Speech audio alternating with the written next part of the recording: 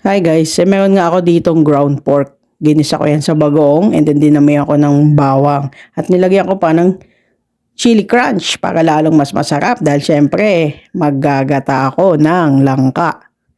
And masarap pag medyo spicy, di ba? Pag gata guys, alam niyo naman. Oh. Di syempre, lalagyan natin ng konting pampaspicy. Oh. Pinakulungan ko sa konting tubig guys kasi para pag sa gata, konting kulo na lang kasi ayoko nang matigas yung langka eh. Kumakain pa kayo ng ganito guys, ginataang langka. Sarap kaya yan guys. Oh. Tapos syempre para lalong kompleto at masarap ang ating kainan.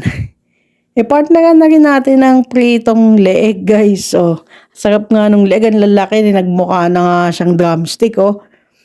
Tapos ang dami pang balat kaya yan ang gusto nila. Oh. Madali lang din naman niya magluto kasi konti lang naman kami. 4 lang kami niyan. Oh. So, syempre, solve na kami dito. Oh, ano pang next natin yan? Syempre, kainan na. Tara guys, samahan niyo akong kumain.